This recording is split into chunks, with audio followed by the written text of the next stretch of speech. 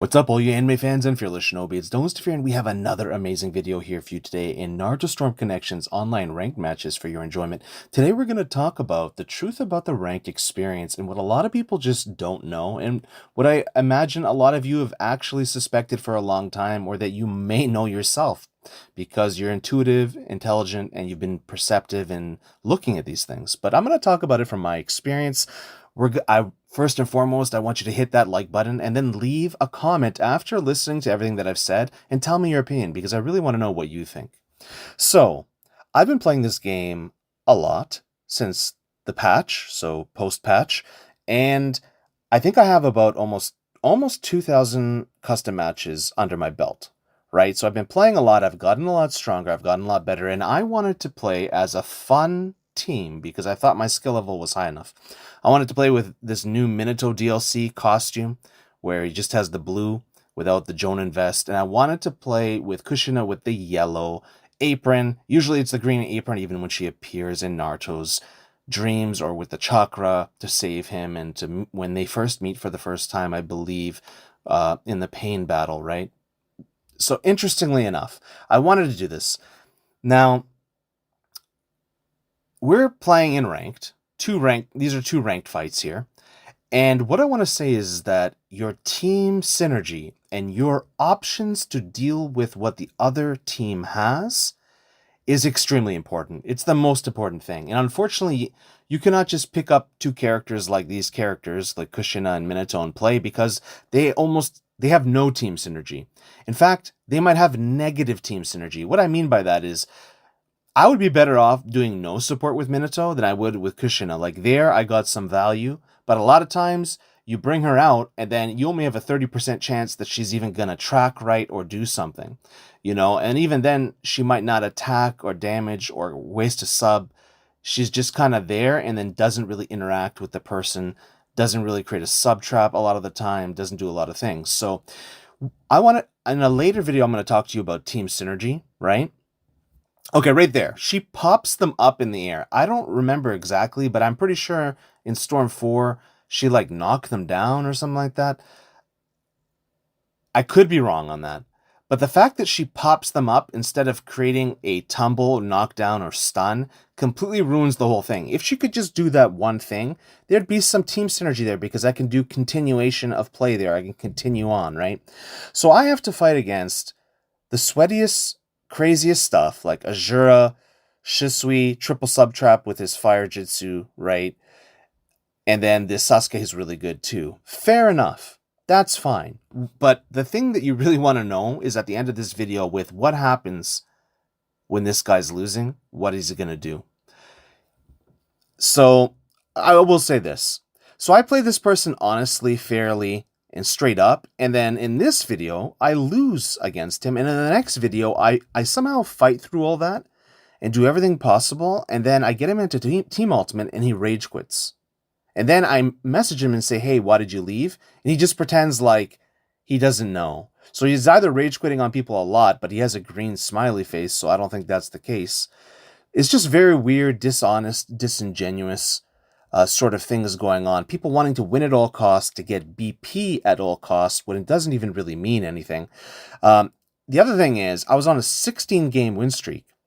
And maybe all he saw was, wow, he's on a 16-game win streak, and if I can just beat him, that'll be great. And he probably thinks I'm like on a fake one or something, and if I lose it, I'm going to rage quit, which is not at all the case. 99% of the time, that's not the case. I don't care. If you beat my win streak, you beat it, right?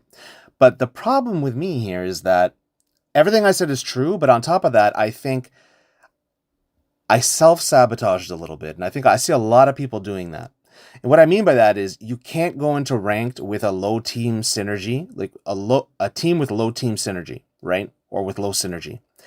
And I came up with this term called a team synergy multiplier. And what that means is that there's some teams, regardless if it's 2-man or 3-man, that has a very high multiplier to it. So it's not just that there's team synergy, it's how good is that team synergy. Some teams have a very high multiplier and some have a very low multiplier. A team like Minato and Kushina might even have a negative multiplier because they don't really work well together, and then when you do get them to work together, the value is either neutral or negative. And when it's negative, that means that when she could have done something, she doesn't do anything. That's neutral. But when it's negative, it's like when she could have done something, you end up moving in a certain way, thinking that she's going to be reliable in that situation, and then she can't reliably give you that value in the fight. So then what ends up happening is you end up, your guard opens up, you lose a substitution bar. You're the one that ends up taking damage, not them. Right? It gets reflected back on you. So this team has a negative team synergy multiplier. So it's crazy, bro.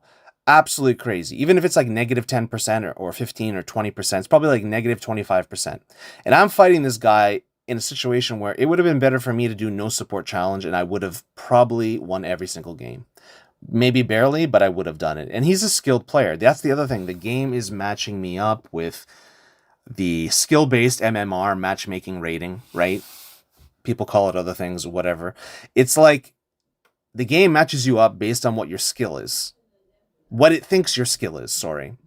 So that's the other thing. You want to be using the same teams over and over again if you want to compete. Ideally, if you want to actually have a true assessment of what your skill is, you only ever use one team ever on your account, never use another one ever. So you basically would make a fresh or an alternate account, and you never, for any reason, change your team ever, aside from anything. If your team is Azura, this Sasuke, and Shisui, that's all you use. I know it's boring, I know it's stupid, but that would actually be the way to assess skill. And nobody does that because no one is gonna, especially on their main account, and most people only have a main account. And it's like, most people would literally just, no one would do that, right? But that is the way to do it. Interestingly enough, so I'm gonna get him into a combo ultimate, and he's gonna rage quit. And I'm not trying to shame him or anything like that. And I know, and it's like, I don't know. If it did work, I probably would shame them. I'm not even gonna lie to you. But the thing is, it doesn't work. It doesn't change anything. I don't want any hate going to this person's way, but I just want you to know what kind of person this is, right? And I gave them the opportunity to explain themselves, and they're acting like they don't even know me. And maybe they don't, but I mean, that's crazy. And for people that say, hey, don't talk about people like this or whatever, it'll bring hate their way. Listen, I think that people need to be responsible for their actions, right? And if they can't handle the heat, make a new account. Spend $10 and rechange your name. You get one free change on your name. You can change your name. You know what I mean? So, there's options there. It's not the end of the world. It sucks. It costs them money. But, I mean, if they're that much of a toxic person, then maybe they need to make a new account or change their name so that they can change their behavior. The problem is that there's no consequence for leavers, right? But we don't address why people are leaving. Why are they leaving? I've left some matches too. 99% of the time I don't, but the matches that I leave, I never leave because the person is better than me. I never leave because I lost. I left in the past because the game is so laggy that I cannot handle it. I cannot handle it, and on top of that, if you win in that situation or I win when it's lagging for you, the game literally means nothing. We're supposed to be competing, right? We're supposed to be competing, but one person gets lagged, the other doesn't. I mean, there's proof here where I've gotten screenshots where, for a friend of mine where I'm fighting them online, it'll say blue bar for them, but on my end it's yellow bar. And it's not just as simple as I have bad internet. I actually have better internet than most people. I have fantastic internet. But a lot of it is just the netcode and the peer-to-peer sharing.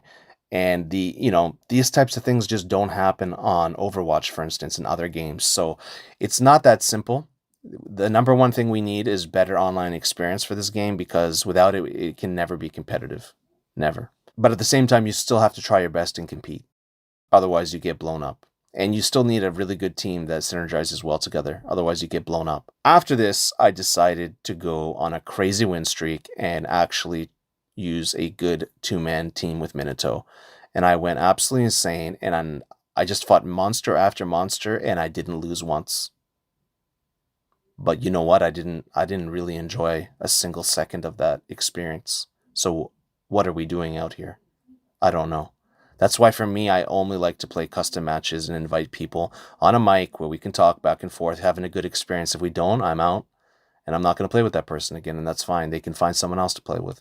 But every single time I've had someone on a mic doing custom matches, I haven't had a single bad experience. I've had really good experiences, and I've had some neutral experiences, but I never had any bad experiences doing that opposed to ranked. I just don't find ranked interesting. Like I literally went on a 16 game win streak and then I lost a game or two and then I went on like another 10 or 11 game win streak. And the only reason why I lost is not because the person was better than me. I lost to my own self picking a fun team that doesn't go well together and gel well together. And it just makes me think, well, what is the point of this? I basically won every single game, like 20 games, 26 games in a row, right? It's crazy. I don't get it. It's baffling my mind, right? It's just baffling my mind. I just I don't understand what we're doing out here, and I don't get it. And I see people boosting all the time. That's the other thing. I see people boosting all the time, like top players, literally inviting their friends to to ranked matches, and they do the 3-2-1 thing, and then they fight each other. It's crazy. That's not what ranked is for. That was my method used for help, for friends to fight friends in player matches. For people to not for friends to fight friends in ranked matches all day long for weeks at a time, months at a time. I mean, yeah, you can do whatever you want, but that's boosting. People are out here boosting in all sorts of different ways. I'm not. I don't care about the BP, but it's interesting. I preferred ranked a lot more in the past games, and I don't think that the way that it's set up now does anything accurate, interesting, or fun to what a person's rank actually is. It doesn't make any sense. Look, if you really want to see how good someone is, do a custom match and do one round, right? And play 20 to 40 rounds or 40 to 50 rounds. It takes a while, but do that, and then you'll see who's better, right? In that moment. Not who's a better person, not who's a better player overall, but in that moment. And if that's all you ever play and that's the height that you get to, then yeah, that person was better. That's how you discover it, right? You don't do it just off of a first to 3 or a first to 10. That's not enough. People are crazy out here, bro. Comment, like, sub, all that good stuff. Peace.